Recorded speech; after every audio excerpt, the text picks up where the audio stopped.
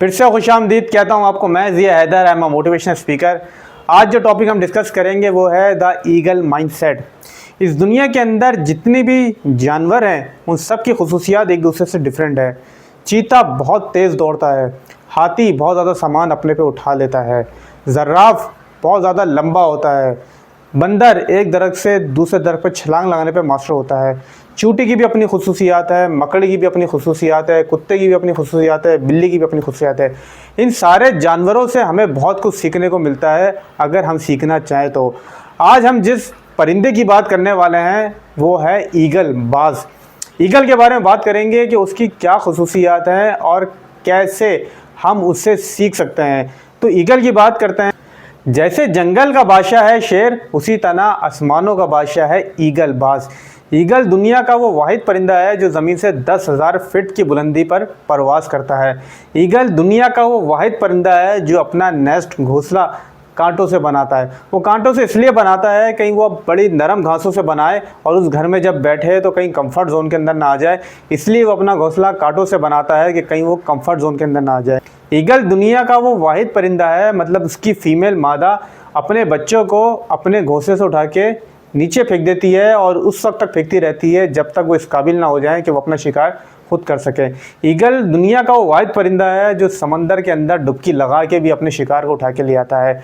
Eagle की ज़िंदगी में एक बहुत ही ख़तरनाक मोड़ आता है, वो आता है 40 ईयर्स के बाद। ईगल की ज़िंदगी होती है 70 ईयर की। एक एवरेज लाइफ ईगल की होती है 70 ईयर, उसमें 40 ईयर्स जो है वो होती है फर्स्ट इनिंग। मतलब ईगल 40 साल की ज़िंदगी जब गुजार लेता है उसके बाद उसकी चोंच बैंड हो जाती है, उसके पर मोटे हो जाते हैं और उसके नाखून इस काबिल नहीं रहते कि वो शिकार कर सके। इस वक्त ईगल को एक फ़ैसला लेना होता है। वो फ़ैसला बहुत ही दर्दनाक और बहुत ही ख़तरनाक होता है। उस वक्त ईगल उड़ के चले जाता है पहाड़ों पे और अपनी चोंच को पत्थर पर उस वक्त तक मारता रहता है जब तक उसकी चोंच टूट ना जाए। उस चोंच टूटने के बाद उसकी नई चोंच आती है। उस नई चोंच से अपने सारे पंख जो कि मोटे हो चुके होते हैं, जिसकी वजह से वो उड़ नहीं पाता, वो सब उखाड़ देता है, अपने नाखून उखाड़ देता है। फिर आते हैं उसके नए पर और आते हैं नए नाखून। अब नई चोंच, नए पर और नए नाखून के साथ एक दफ़ा फिर वो उड़ने को तैयार है। पहले वो ज़िंदगी गुजार चुका है 40 साल। ये जो 150 डेज़ का उसने निहायत तकलीफ दे अमल किया है, इससे 30 साल उसकी ज़िंदगी बढ़ गई है। अब उसके पास नई चोंच है, नए पर है, नए नाखून है। अब वो दोबारा शिकार करेगा और ऐसी आसमानों को छुएगा जिसके लिए वो मशहूर है। जब बाज शिकार करने नीचे आता है तो छोटे मोटे परिंदे उसको तंग करने लग जाते हैं। जैसे कौवा बाज के पुष्प पे बैठ जाता है और अपनी चोंच बाज के सर पे मारना शुरू कर देता है। बाज उससे लड़ने में अपना टाइम ज़ाया नहीं करता, बल्कि बाज अपनी परवास दोबारा कंटिन्यू करता है और इतना ऊपर ले जाता है, इतना ऊपर ले जाता है कि कौवे की औकात नहीं है। जब इतनी हाइट पे जाता है तो कौवे की सांस रुकना शुरू हो जाती है, या तो वो खुद अपने आप को गिरा देता है या दम घुटने से वो मर जाता है। तो हम सीखते हैं कि बाज से हमें क्या क्या लेसन मिलते हैं। लेसन नंबर 1 है फ्लाई अलोन व्हेन नीडेड। बाज कभी भी झुंड में उड़ना पसंद नहीं करता, वो हमेशा अकेले उड़ना पसंद करता है। कभी भी आप बाज को देखेंगे तो वो अकेले ही उड़ रहा होगा और अकेले ही शिकार कर रहा होगा। तो इससे हमें सीखने को ये मिलता है कि कभी कभार हमने भी अकेले उड़ना पड़ जाता है। एग्जाम्पल नंबर 1 है एल्बर्ट आइंस्टाइन की। एल्बर्ट आइंस्टाइन जब अपनी थ्योरीज पेश कर रहा था, वैसे तो उसको निकाल दिया गया था स्कूल से ही और उसको नालायक स्टूडेंट का दर्जा दिया गया था कि ये बेकार आदमी है, ना ये पढ़ने के काबिल है, ना ये लिखने के काबिल है। उसके बावजूद वो अकेला उड़ता रहा। वो जो थ्योरी प्रेजेंट कर रहा था वो उस वक्त के साइंटिस्ट के लिए अनकन्वेंशनल थी। वो बोलते थे ये आउट ऑफ कॉन्टेक्स्ट है, ये कुछ समझ में ना आने वाली थ्योरीज पेश कर रहा है। लिहाजा एल्बर्ट आइंस्टाइन ने जो रास्ता चुना वो चुना फ्लाई अलोन का। उसने बोला आई विल फ्लाई अलोन और उसने अकेले उड़ना शुरू कर दिया। सारे साइंटिस्ट एक तरफ, एल्बर्ट आइंस्टाइन एक तरफ। और जब एल्बर्ट आइंस्टाइन ने एक थ्योरी दी जिसका नाम है द थ्योरी ऑफ रिलेटिविटी, उसने पूरे फिजिक्स को ही चेंज करके रख दिया। यहाँ पर एल्बर्ट आइंस्टाइन के लिए एक गोल्डन लाइन है, he did not wait for approval, he followed his curiosity. उसने किसी की अप्रूवल का इंतजार नहीं किया कि ये मेरी थ्योरी उसको अप्रूव करेगा, ये बोलेगा तो मैं करूँगा, बल्कि जो उसकी चाहत थी, जो उसकी विल थी, जो वो चाहता था करना, उस पर वो अकेला लग गया और आगे जाके कामयाब भी हुआ। एग्जाम्पल नंबर 2 है जैन कॉन की। Jan Koum the founder of the WhatsApp. ये काम करते थे याहू के अंदर। अच्छी सैलरी थी, लाइफ सेट थी, किसी किस्म की कोई प्रॉब्लम नहीं थी। सिर्फ एक ही विल थी, एक ही ख्वाब था कि एक ऐप बनानी है। उस ऐप को बनाने में सबसे बड़ी रुकावट थी, वो थी उनकी नौकरी। तो उन्होंने डिसाइड किया मैं नौकरी को छोड़ता हूँ और मैं अकेले उड़ना शुरू करता हूँ। नौकरी मेरे साथ नहीं तो क्या, लेकिन मेरे ख्वाब तो मेरे साथ हैं। उन्होंने नौकरी को साइड लाइन किया और एक ऐप बनाई जिसका नाम था व्हाट्सएप। और 2014 के अंदर वो ऐप उन्होंने फेसबुक को सोल्ड करी 19.3 बिलियन डॉलर के अंदर। 19.3 billion, it's a huge amount. यहाँ पर जैन कॉन के लिए गोल्डन लाइन है, some time journey start with a lonely walk away from your comfort zone. कभी कभार आपको अपने कंफर्ट जोन से निकल के अकेले वॉक करनी पड़ेगी, तभी आप जाके कामयाब होगे। एग्जाम्पल नंबर 3 है कंटेंट क्रिएटर की। एक कंटेंट क्रिएटर था, उसने अपना यूट्यूब चैनल बनाया, एक वीडियो अपलोड करी, कोई उससे व्यू नहीं आया। दूसरी वीडियो अपलोड करी, कोई व्यू नहीं आया। तीसरी वीडियो अपलोड करी, कोई व्यू नहीं आया। लेकिन वो वीडियो अपलोड करता रहा, जबकि ना कोई व्यू आ रहा था, ना ही कोई इसको अप्रिसिएशन मिल रही थी, ना ही कोई इसको मोटिवेशन मिल रही थी। 2-4 व्यूज़ आ जाते थे। लेकिन कई महीनों बाद जब उसकी वीडियो वायरल हुई, अचानक मिलियन ऑफ व्यूज़ आ गए, तो लोग उससे पूछना शुरू हो गए कि भाई तुमने ऐसा क्या किया कि तुम इतने मशहूर हो गए हो, कमाना भी शुरू हो गए हो। तो उसने सिर्फ एक ही बात की, जो कि है golden line, I kept flying when no one was clapping. मैं उस वक्त भी उड़ रहा था जब मेरे लिए कोई ताली बजाने वाला नहीं था, जब मेरे कंधे पे कोई हाथ रखने वाला नहीं था, मुझे कोई अप्रिशिएट करने वाला नहीं था, मुझे कोई मोटिवेट करने वाला नहीं था। जब कोई भी आपके साथ नहीं होगा तो आपने अकेले ही उड़ना पड़ेगा, जैसे ईगल उड़ता है। लेसन नंबर 2 है सी द बिगर पिक्चर। जब ईगल 40 साल के बाद एक दर्दनाक ज़िंदगी में जाता है, अपनी चोंच खुद तोड़ता है, अपने पर खुद उखाड़ता है, नाखून खुद तोड़ता है, तो वो ऐसा क्यों करता है? क्योंकि उसे आगे की एक बिगर पिक्चर दिख रही होती है कि मुझे मज़ीद 30 साल जीना है। तो आप भी जो काम कर रहे हैं, जो भी फैसला ले रहे हैं, आपकी नज़र भी आगे होना चाहिए, फ्यूचर पे होनी चाहिए कि मुझे आगे क्या मिलेगा।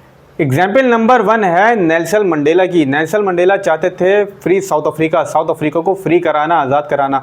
उसके लिए उन्होंने 27 साल की कैद काटी। वो पहले ही पिक्चर देख चुके थे, एक बिगर पिक्चर देख चुके थे कि साउथ अफ्रीका आज़ाद हो गई होगा, उसके लिए उन्होंने 27 साल की कैद काट ली। वो चाहते तो फ्री साउथ अफ्रीका के नारे से पीछे भी हट सकते थे और कैसे बाहर आ सकते थे, लेकिन उन्होंने बिगर पिक्चर देख ली थी। जैसे ईगल ने 150 दिन तकलीफ में गुजारे, नेल्सन मंडेला ने 27 साल तकलीफ में गुजारे, लेकिन वो पाके छोड़ा जो वो चाहते थे, और आज साउथ अफ्रीका आज़ाद है। यहाँ पर नेल्सन मंडेला के लिए एक गोल्डन लाइन है, the eagle does not strike every snake, he waits, he watches and win wisely. Example number 2 है जेफ बेजोस की। जेफ बेजोस ने जब अमेज़ॉन खोला था तो उस वक्त खाली वो बुक सेल करता था और लोग कहते थे ये खाली एक बुक सेलिंग स्टोर है। लेकिन अमेज़ॉन ने, मतलब जेफ बेजोस ने उस वक्त की बिगर पिक्चर को देख लिया था। वो उस वक्त एक बुक स्टोर नहीं बना रहा था, बल्कि वो पूरा एक ई कॉमर्स जाइंट बना रहा था। और आज ई कॉमर्स का सबसे बड़ा बादशाह, सबसे बड़ी फर्म अमेज़ॉन है। तो लोग तो उस वक्त यही कहते थे कि ये छोटा मोटा बिग स्टोर है, लेकिन अमेज़ॉन ने आगे की बिगर पिक्चर को देख लिया था। उसने बोला था कि ये बुक स्टोर नहीं है, ये आने वाले ज़माने के अंदर दुनिया का सबसे बड़ा ई कॉमर्स का प्लेटफॉर्म बनेगा, और आज दुनिया का सबसे बड़ा प्लेटफॉर्म अमेज़ॉन ही है। यहाँ पर जेफ बेजोस के लिए गोल्डन लाइन है, he saw what the world could be, not what the world it was. उसने पहले ही देख लिया था कि आगे जाके दुनिया क्या हो सकती है, उसने ये नहीं देखा कि पीछे दुनिया क्या रह चुकी है, जब भी वो आज इतना बड़ा जायंट और दुनिया के सबसे बड़ा ई कॉमर्स प्लेटफॉर्म अमेज़ॉन बना सका। लेसन नंबर 3 है राइज अबव द नॉइज़। जब कौवे ईगल को तंग करते हैं तो ईगल अपना टाइम वेस्ट नहीं करता उनसे लड़ने के लिए, बल्कि उसको इतनी ऊपर ले जाता है कौवे को अपने बैक पे बिठा के कि कौवे की औकात नहीं होती, उसका दम उड़ जाता है, वो मर जाता है या खुद ही अपने आप को गिरा देता है। तो जब आप पे बहुत ज़्यादा क्रिटिज़म हो रहा हो, हर कोई मुखालिफत हो, तो आपने उनकी वॉइस से ऊपर जाना है। मतलब उनकी वॉइस एक तरफ और आपकी वॉइस एक तरफ। जैसे एग्जाम्पल नंबर 1 है एलोन मास्क की। एलोन मास्क के जो प्रोजेक्ट हैं, जैसे इलेक्ट्रिक कार हो गया या मिशन मार्स हो गया कि लोगों को आबाद करना है प्लैनेट मार्स के अंदर, उस पर बड़ा क्रिटिज़म हुआ। लोग मुखालिफ हो गए कि यार ये इतना बड़ा प्रोजेक्ट या ऐसा प्रोजेक्ट ला रहा है जो कि पॉसिबल नहीं है। इलेक्ट्रिक कार ला रहा है, सारी जो पेट्रोलियम इंडस्ट्री है वो बैठ जाएगी, क्रूड ऑयल की इंडस्ट्री बैठ जाएगी। लेकिन उसने जितनी वॉइसेस उसके कान में आती थी उसको नहीं सुना और वो अपने काम पे लगा रहा। इलेक्ट्रिक कार्स लॉन्च हो चुकी है और आने वाले सालों में हम इंसानों को मार्स पे आबाद होते हुए भी देख लेंगे। तो यहाँ पर एलोन मास्क के लिए गोल्डन लाइन है, he did not listen to doubters, he just listen to his vision. उसने किसी भी क्रिटिज़म को या जितने भी डाउट्स थे उसको नहीं सुना, सिर्फ और सिर्फ अपने विजन को सुना। एग्जाम्पल नंबर 2 है आ डांसर विद दी डिसएबिलिटी। एक लड़की थी जिसका नाम था सुनीता, डांसर बनना चाहती थी लेकिन आमाज थी। लोगों ने बोला भाई तुम तो बन ही नहीं सकती क्योंकि तुम अपाहिज हो, तुम तो डांसर बन ही सकती क्योंकि तुम अपाहिज हो, तुम तो डांसर बन ही नहीं सकती क्योंकि तुम अपाहिज हो, लेकिन जितनी वाइजेस उस पर आती थी, जितनी क्रिटिसिज्म उस पर आता था, माशरे का प्रेशर उस पर आता था, किसी को भी उसने नहीं सुना, अपने डांस की प्रैक्टिस करती रही, डांस की प्रैक्टिस करती रही। ना सिर्फ वो डांसर बनी बल्कि उसने बहुत सारे अवार्ड्स भी जीते। यहाँ पर सुनीता के लिए गोल्डन लाइन है, wings are not always physical, wings are in your will. जो आपके विंग्स होते हैं, पर होते हैं, वो नहीं होते जो दिख रहे होते हैं, बल्कि विंग्स वो होते हैं जो आपकी विल होती है, मतलब जो आप करना चाहते हैं। एग्जाम्पल नंबर 3 है माइकल जॉर्डन की। Michael Jordan one of the best basketball player हैं।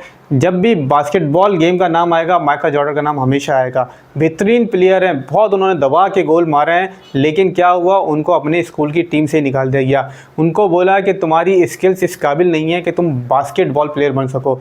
जब वो बाहर निकले तो उन्होंने खूब मेहनत करी और दुनिया को साबित करके दिखाया कि मैं one of the best basketball player हूँ। जितनी उन पर क्रिटिसाइज़ हुआ, जितनी बातें हुई, उन्होंने उसको एक कान से सुना, दूसरे कान से निकाल दिया और अपनी प्रैक्टिस करते रहे और one of the best basketball player बने। यहाँ पर माइकल जॉर्डन के लिए एक गोल्डन लाइन है, he did not compete with others, he compete with his own limits. उन्होंने दूसरों से अपना मुकाबला नहीं किया, अपने लिमिट से अपना मुकाबला किया और सबको गलत साबित किया। तो ईगल से हमें ये 3 लेसन सीखने को मिलते हैं। तीनों लेसन को मैंने आपको एग्जाम्पल के साथ समझाया है। उम्मीद करता हूँ कि जो लेसन मैंने आपको बताया आप उस पर अमल भी करोगे और कामयाब भी होगे। उम्मीद करता हूँ ये वीडियो आपको पसंद आई होगी। चैनल को सब्सक्राइब करना बिल्कुल ना भूलिएगा। Thank you.